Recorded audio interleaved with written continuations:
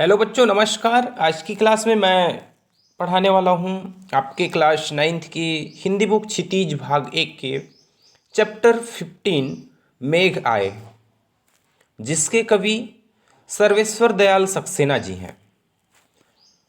तो सबसे पहले हम सर्वेश्वर दयाल सक्सेना जी का सामान्य सा परिचय देखते हैं, उसके पश्चात चैप्टर पढ़ेंगे।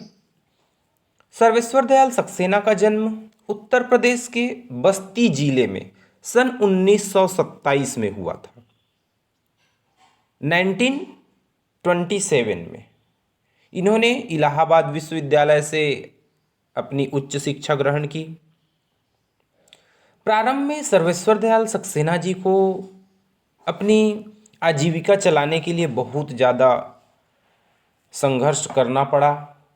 उसके बाद जब विभिन्न पत्र पत्रिकाओं में ये संपादन के कार्य किए तो इनकी जो आर्थिक स्थिति है वो सुधर गई।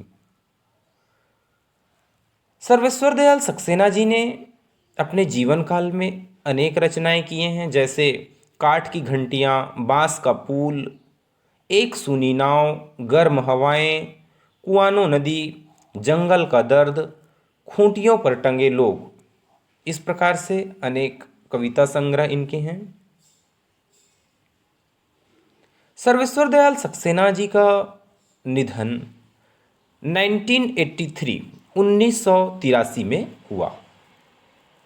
अब हम चैप्टर पढ़ते हैं। चैप्टर का नाम है मेघ आए। तो सबसे पहले मैं चैप्टर का पाठ परिचय करा देता हूं, पाठ से आपको इस इंट्रोड्यूस कराता हूं। इस चैप्टर में कविवर सर्वेश्वर दयाल सक्सेना जी ने मेघ की आने की सुंदरता, उसका जो मनुहारी चित्रण है वो इस कविता में किए हैं। इस कविता में सर्वेश्वर दयाल सक्सेना जी ने मेघ की तुलना एक दामाद की तरह किया है, एक दूल्हे की तरह। एक दूल्हा किस प्रकार से जब गांव में आता है तो उसकी आवभगत कैसे की जाती है, एक दामाद जो है जब गांव में आता है तो उसकी आवभगत, उसकी खातिरदारी किस प्रकार से की जाती है। चारों तरफ उल्लास का माहौल रहता है। लोग घर से निकलकर देखने लगते हैं कि दामाद कैसा है, बहुत दिनों के बाद आया है। ऐसा ऐसा दूल्हा के रूप में भी है, लेकिन एक दामाद के रूप में यहाँ पर कहा गया है। हम दूल्हे के रूप को हटा करके दामाद के रूप में कह सकते हैं, ठीक है। तो दामाद को देखने के लिए लोग जो है उत्साहित रहते हैं। गांव के जो बुजुर्ग हैं वो भी उत्साहित रहते हैं, उसको उनका स्वागत करते हैं, गांव के जो बुजुर्ग हैं वो। तो उसी का इस चैप्टर में कविवर सर्वेश्वर दयाल सक्सेना जी ने मनोहारी चित्रण किया है, ठीक है। इस चैप्टर में कवि ने बादलों के आने का मनोहारी चित्रण किया है।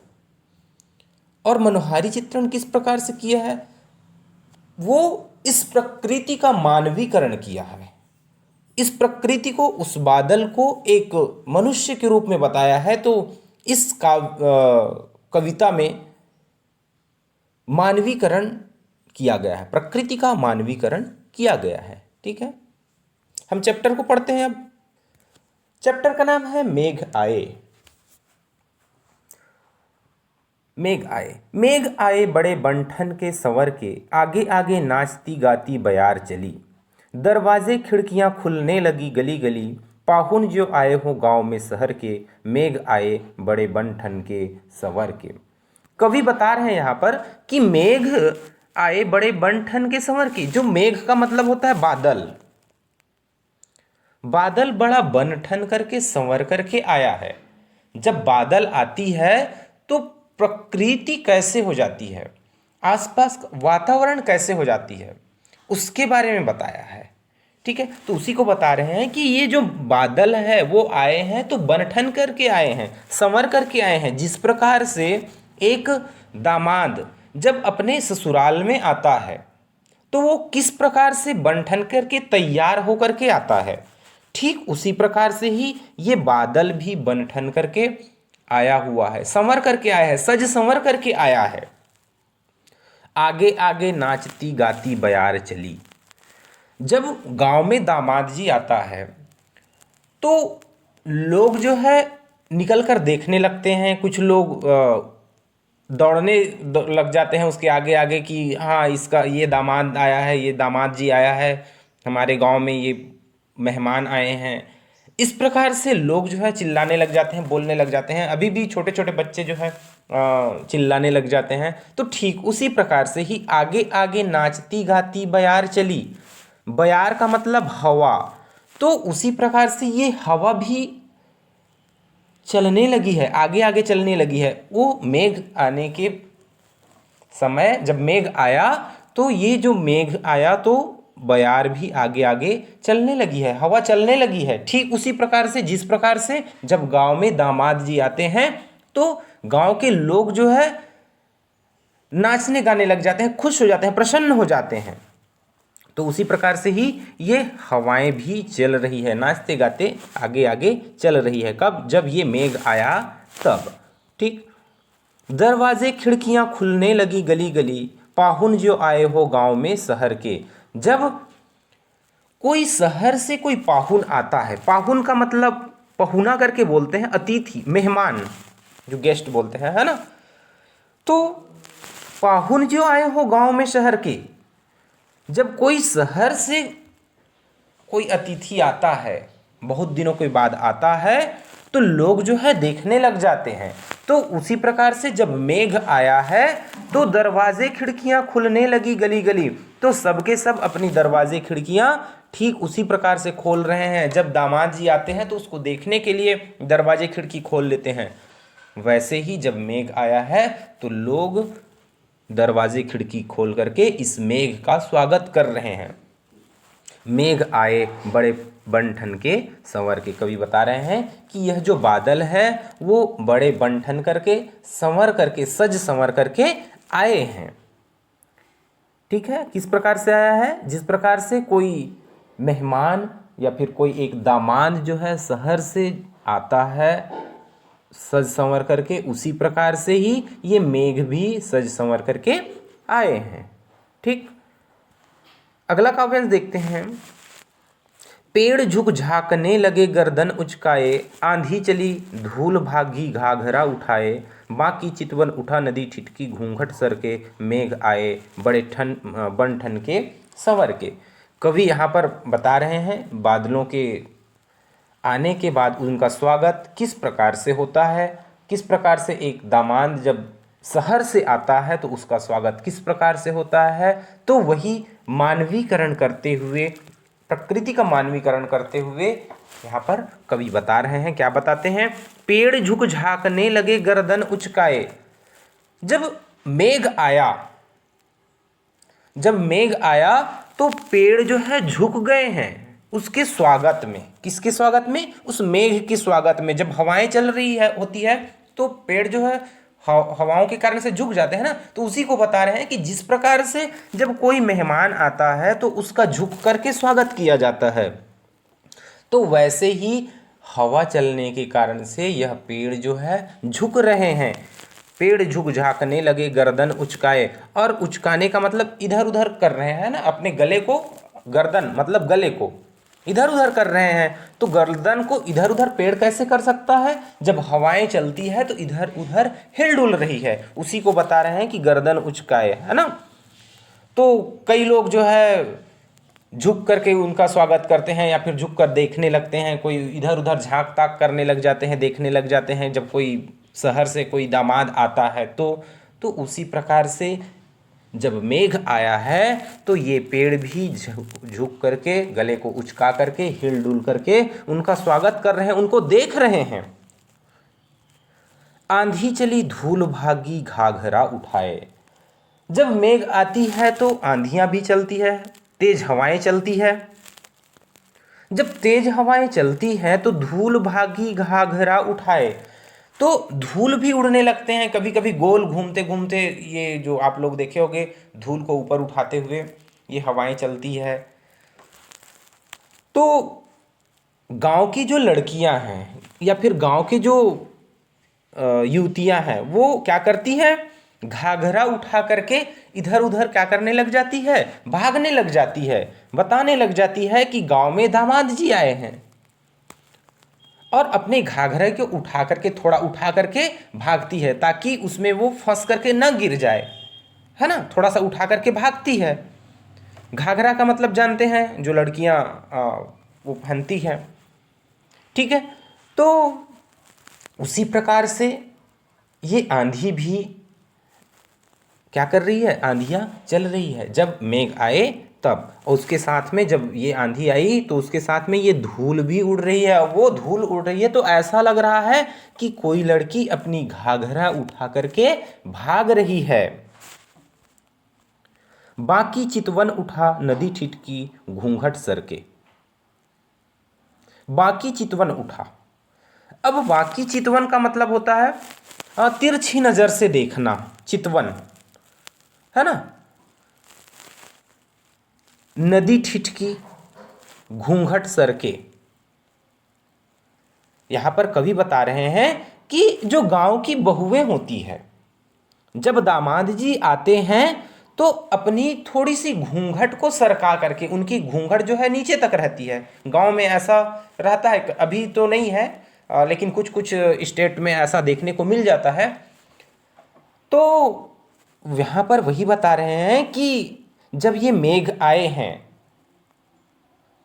लेकिन मेघ को किसका रूप बताया है, उस दामाद का रूप बताया है, शहर से आए हुए दामाद के रूप में बताया। तो जब शहर से दामाद जी आते हैं तो गांव की जो स्त्रियां हैं या जो बहुएं हैं, वो अपनी घूंघट को थोड़ा उठा करके तिरछी नजर से देखती हैं, उनको सीधे तो नहीं देख पाती हैं, तो वो तिरछी नजर से देखती है। इसलिए बोल रहे हैं कि बाकी चितवन उठा, अपनी आंखों को थोड़ा सा तिरछी करके उठा करके ऐसा, और अपनी घूंघट को सरका करके थोड़ी सी ऊपर करके देख रही हैं। नदी ठिठक रही है, नदी भी उसी समय ठिठक गई है। ठीक उसी प्रकार से, जिस प्रकार से जब दामाद जी आते हैं तो लोग जो है थोड़ा सा ठिठक जाते हैं, जो बहुएं होती है, देखूं या ना देखूं, ऐसे सोच में पड़ जाती है। लेकिन वो उस दामाद को देखने के लिए अपने घूंघट को थोड़ा सरका ही लेती है और थोड़ी तिरछी नजर में देख लेती है। ठीक उसी प्रकार से वो ठिठक करके देखती है। तो ठीक उसी प्रकार से यहाँ पर नदी भी मेघ के आने से ठिठक गई है। मेघ आए बड़े बन ठन के संवर के, इस प्रकार से मेघ जो है बड़े बन ठन के संवर करके, सज संवर करके आए हुए हैं। जिस प्रकार से कोई दूल्हा शहर से आए हों, सज संवर करके आए हों, ऐसा यह मेघ भी सज संवर करके आया है। अगला, बूढ़े पीपल ने आगे बढ़कर जुहार की, बरस बाद सुधि लिन्ही बोली अकुलाई लता ओट हो किवार की। हर साया ताल लाया पानी परात भर के, मेघ आए बड़े बन ठन के सवर के। कवि बता रहे हैं यहाँ पर, बूढ़े पीपल ने आगे बढ़कर जुहार की। बूढ़े पीपल, पीपल का पेड़ बूढ़ा इसलिए कहा गया है क्योंकि इनकी उम्र बहुत ज़्यादा होती है। वो क्या कर रहे हैं, बूढ़े पीपल ने आगे बढ़कर जुहार की। जुहार करने का मतलब होता है झुक करके स्वागत करना। जब कोई दामाद जी आता है तो गांव के जो बुजुर्ग होते हैं, जो बड़े बुजुर्ग होते हैं, वो उनका स्वागत करते हैं। जो गांव के और जो लोग होते हैं वो उनका स्वागत करते हैं। तो ठीक उसी प्रकार से जब मेघ आए हैं तो ये जो पीपल है वो उस मेघ के आने का स्वागत कर रहे हैं।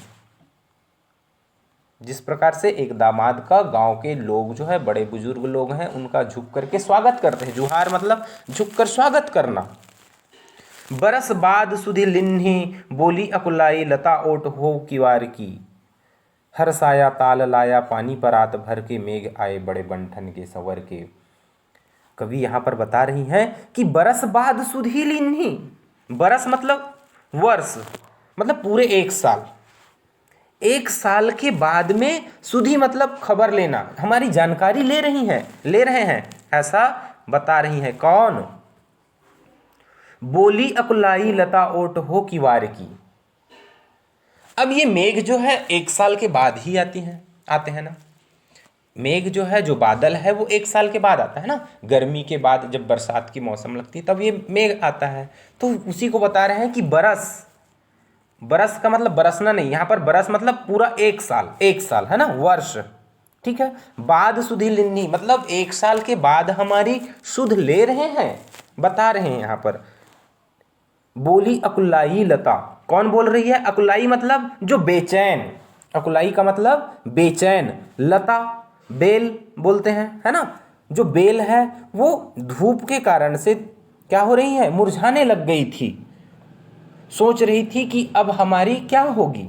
जो एक लता है, एक बेल है ना, बेल वाला जो पौधा होता है, वो गर्मी के कारण से व्याकुल हो गई हैं कि कब ये मेघ आएंगे, मेघ बादल आएंगे तो बारिश होगी। तो ठीक उसी प्रकार से जो दामाद जी हैं, उनकी जो पत्नी है, वो कह रही हैं, क्या कह रही हैं? बरस बाद सुधी लिन्नी, आप तो एक साल के बाद शहर से यहाँ आए हैं। और वो व्याकुल थी, कौन? उसकी जो पत्नी है वो, और एक साल से उनकी वेट कर रही। वो काम के तलाश में, कुछ काम के तलाश में दामाद जी जो है शहर चले जाते हैं अपनी पत्नियों को छोड़कर। गांव में अक्सर ऐसा होता है, पलायन कर लेते हैं लोग, वहाँ अपनी फैमिली को नहीं ले जा पाते हैं कई कारणवश, कुछ कारणवश। तो ठीक उसी प्रकार से ही ये जो लता है वो भी इंतजार करती है पानी के आने की, है ना। कैसे? जैसे कि एक स्त्री अपने पति के इंतजार करती है, जब वो काम में गए होते हैं तो उसके आने का इंतजार करती है, ठीक उसी प्रकार से। तो बोली अकुलाई लता ओट हो किवार की, किवार का मतलब होता है दरवाजा। ठीक है। तो दरवाजे से क्या कर रही है? दरवाजे के पीछे से ये लता ओट हो किवार की मतलब दरवाजे के पीछे से थोड़ा सा शरमाई हुई, झांकती हुई लग रही है। कौन? वो जो दामाद जी है, उनकी जो पत्नी है वो, है ना। जैसे ये लता भी वैसे ही एक किवाड़ से दरवाजे के पीछे से झांक रही हो। हर्षाया ताल लाया पानी परात भर के, मेघ आए बड़े बन के संवर के। हर्षाया मतलब प्रसन्नता, हर्षाना खुशी। ठीक है। ताल, ताल मतलब तालाब, लाया पानी परात भर के, यह जो तालाब है वो पानी लाया है परात भर के। परात मतलब एक चौड़ा बर्तन, है ना, जो चौड़ा बर्तन होता है, पात्र होता है, उसको परात बोला जाता है। तो बता रहे हैं कि खुशी के मारे जब ये दामाद जी आए हैं, तो जब दामाद जी आते हैं या फिर कोई मेहमान आते हैं तो उनकी स्वागत के लिए गांव के लोग क्या करते हैं, एक बड़े से पात्र को लाते हैं, बर्तन एक पात्र को लाते हैं और उसमें उनके पैर को धुलवाया जाता है। तो ठीक उसी प्रकार से ये खुशी के मारे जो तालाब है वो पानी लाया है।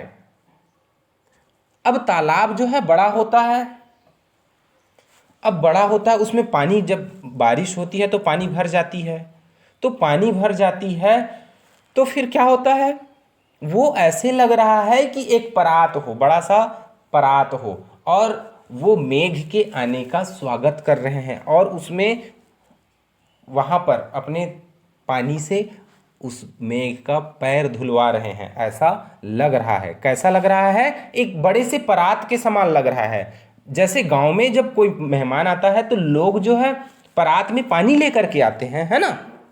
तो ठीक उसी प्रकार से ही ये तालाब भी अपने अंदर पानी लिया हुआ है और वो परात के समान लग रहा है, और ये जो तालाब है उस मेघ का स्वागत कर रहे हैं। ठीक है। मेघ आए बड़े बंठन के संवर के, कवि बता रहे हैं कि यह जो मेघ है वो बड़े बंठन करके, सज संवर करके आया है। आगे देखते हैं। क्षितिज अटारी गहराई दामिनी दम की, क्षमा करो गांठ खुल गई अब भरम की, बांध टूटा झरझर मिलन के, अश्रु ढर के, मेघ आए बड़े बंठन के संवर के। यहाँ पर कवि लिख रहे हैं कि क्षितिज, क्षितिज का मतलब क्या होता है? जहाँ पर धरती और आकाश एक साथ मिलते हुए प्रतीत होते हैं उसको बोला जाता है क्षितिज। ठीक है। अटारी, अटारी किसको बोलते हैं? घर का जो ऊपरी हिस्सा, वहां पर एक मकान भी हो सकता है, ऊपरी भाग जो हो सकता है ना। गहराई दामिनी, दामिनी का मतलब होता है बिजली, दमकी मतलब दमक रही है, ठीक है, चमक रही है।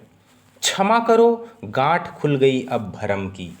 कवि बता रहे हैं कि अब मुझे क्षमा करो, माफ कर दो, गांठ खुल गई अब भरम की। भरम मतलब भ्रम, संदेह बोलते हैं ना। तो गांठ खुलना, भ्रम की गांठ खुलने का मतलब क्या है? संदेह दूर होना। तो ये जो लता है, या फिर ये लता जो है किसके रूप में है? उस दामाद की पत्नी के रूप में है ना।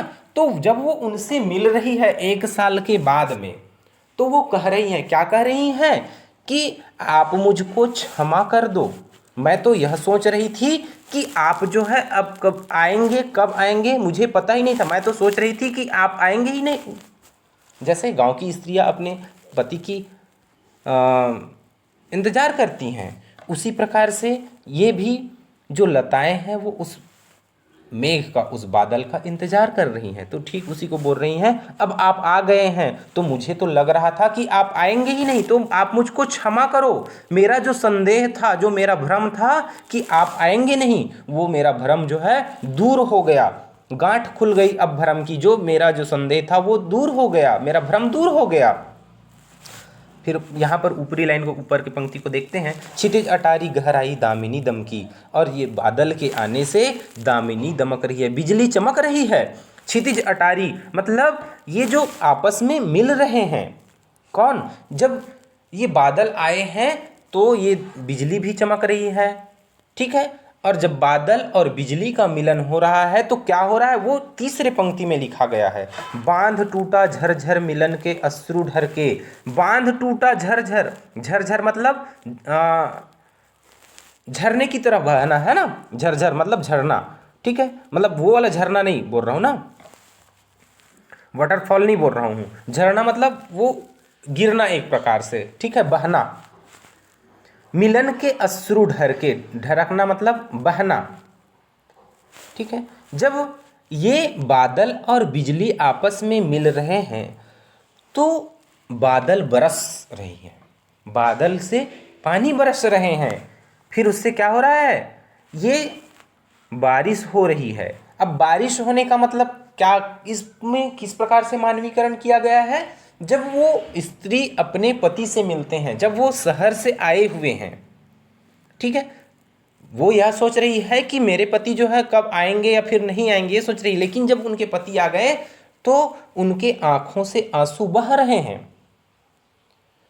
अब वो आंसू खुशी के हो सकते हैं।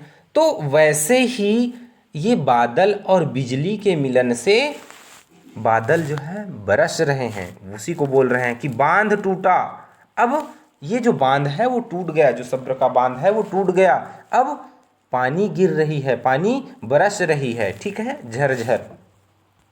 मेघ आए बड़े बन ठन के संवर के। इस प्रकार से कवि बता रहे हैं कि यह मेघ जो है बड़े बन ठन करके, संवर करके, सज संवर करके आया हुआ है। जिस प्रकार से एक दामाद जी जो है शहर से जब आते हैं तो सज संवर करके आते हैं, ठीक उसी प्रकार से ही यह मेघ भी सज संवर करके आया है। और जब दामाद जी आता है तो गांव के लोग, पूरे गांव के लोग प्रसन्न हो जाते हैं। ठीक उसी प्रकार से मेघ के आने से जो लताएं हैं, जो आसपास का वातावरण है, वो बहुत ही सुंदर हो गया है। इस प्रकार से कवि ने इस चैप्टर में बादलों के आने का मनोहारी चित्रण किया है। इस चैप्टर में कवि ने प्रकृति का मानवीकरण किया है, ठीक है।